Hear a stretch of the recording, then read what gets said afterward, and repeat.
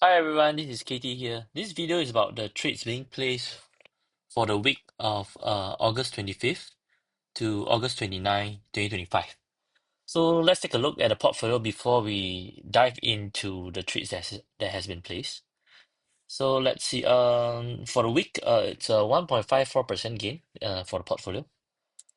For the whole of August, it's about 12.08% gain.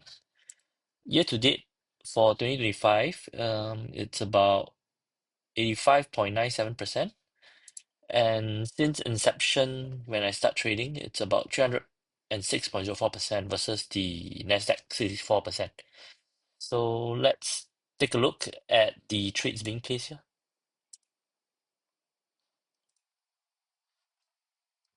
Okay, so let's start with the week on Monday itself.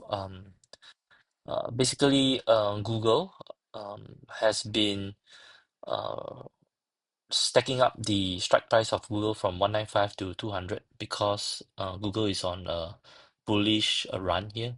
So to gain the extra premium, I stack from 195 strike price to $200. Here you get a credit here, a positive credit. And um, that's for the trade for Google. And STZ also roll it from September '05 to September 12 at the same strike price here.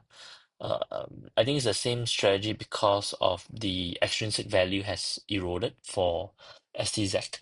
That's why I decided to roll these positions. And throughout the week, I am actually quite confident in the long-term perspective of STZ. That's why I bought STZ shares and then sold calls at STZ at 170. So it's a dollar cost average down. Initially, I have two two lots of STZ shares that are being bought at $175. That's why I'm selling a call option at 175 for these two shares. So I bought additional two lots of STZ at 162.82, which actually brings down the average price. And hence, that's why I sold calls at 170 for for four lots. Overall, it's still a positive credit position here. Next, I also started to roll down my SEZ puts from 162.5 to a later expiration date of September 26 at 160 because it's experiencing a negative price action or a bearish price action here, just to roll it down to prevent it from getting a sign. And by doing so, decrease the strike price and extending the expiration date, I get a positive net credit for this. Next, I saw that SoFi was getting bullish in the week, so I decided to purchase SoFi stocks so that when my calls uh, are being exercised, I would have the stock to sell it to the exerciser. But however, it seems that SoFi didn't really break out, so I'm now in SoFi, but I'm still selling calls here, and I wrote down from $27 to 26.5 to get the extra premium here. Because so far I bought the stock at 25.99, so that's about 26. I can get all the way down to a $26 strike price to get more premium. Okay, next, that's for SoFi and KTOS. I sold $65 for KTOS because I wanted the dollar cost average down for KTOS from 68 plus $65, so that will help to dollar cost average down to maybe an overall $67 here. So that's the reason for selling puts for this, but at the end of the week, it did not materialize as KTOS was having a upward momentum. Next, I roll my JPM from 295 to 300 strike price, and then at a uh longer expiration. I have to do it because in order to get a net credit, and JPM at that point of time was already close to 300 or around 300-ish. So in order to have a net credit of premiums, then or getting more, so that's why I roll upwards and also further out. Next, this is the AAPL puts that I decided to close it and roll it to 1 week later to gain the extra premium for this because I think Apple is still bullish and 220 is still a comfortable strike price that I would like to hold it. Next, I sold more STZ puts at 155 and uh, just in case that if I do get exercise this 155, it will bring down my average price of STZ down. So, but at the end of the day, end of the week, it did not get exercised. It got expired out of the money. So I just got the credit of 90 cents here. Next also roll Google from August 29 to September 5th. The difference in lot size just to make it a whole number, 10 whole number. Is based on my excess liquidity, which I have more excess liquidity comparing to last week because I closed quite a number of positions for here. Got some credit, $1 plus. Next, bought more STZ shares here, and then sold and bought back the STZ calls and sold calls at 165 because when I dollar cost average down, it's down to $165 dollars. Overall, this strategy or this play here is still a net positive.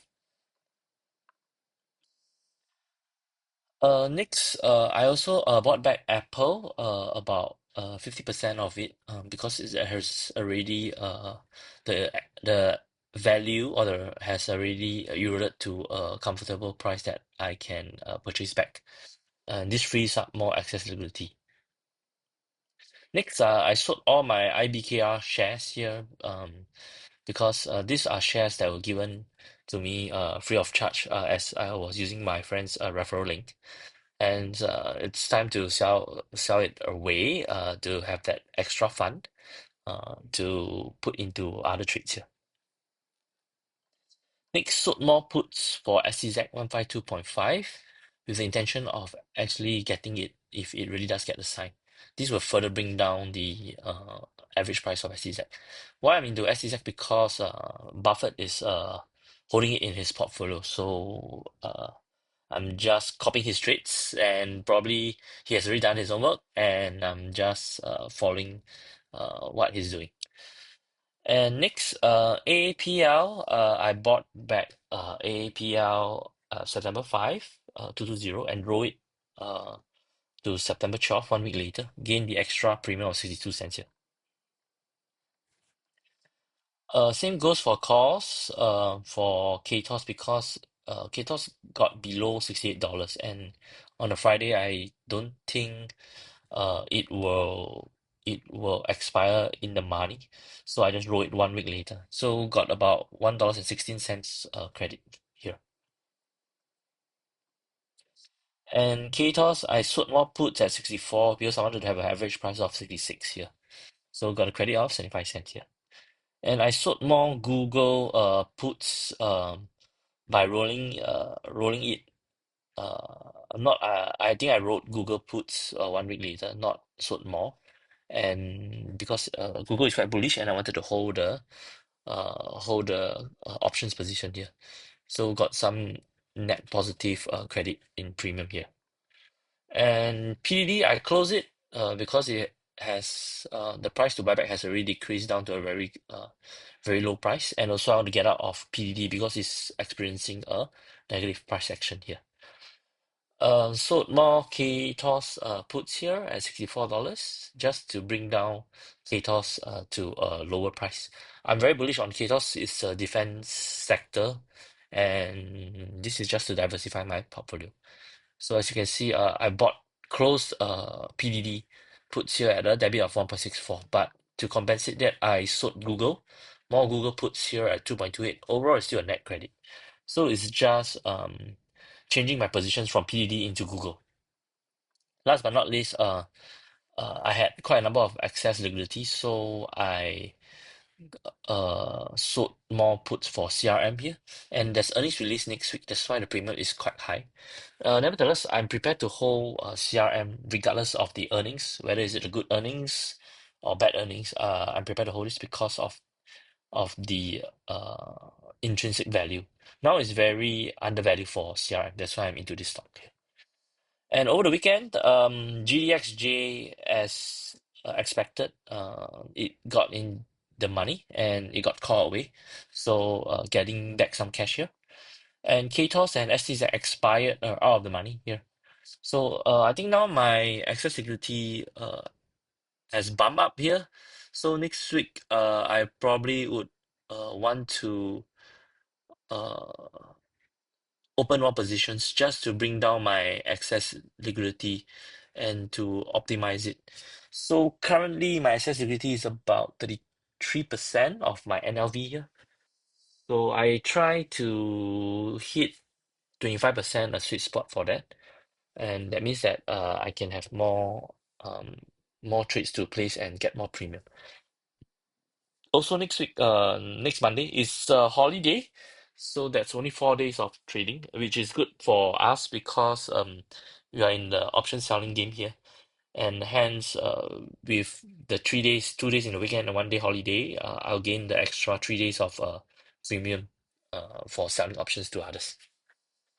So I think that's all for today. Remember to like this YouTube video and also like this YouTube channel. Subscribe to this YouTube channel, turn on your notification bell, and have a great day, everyone. Signing off here.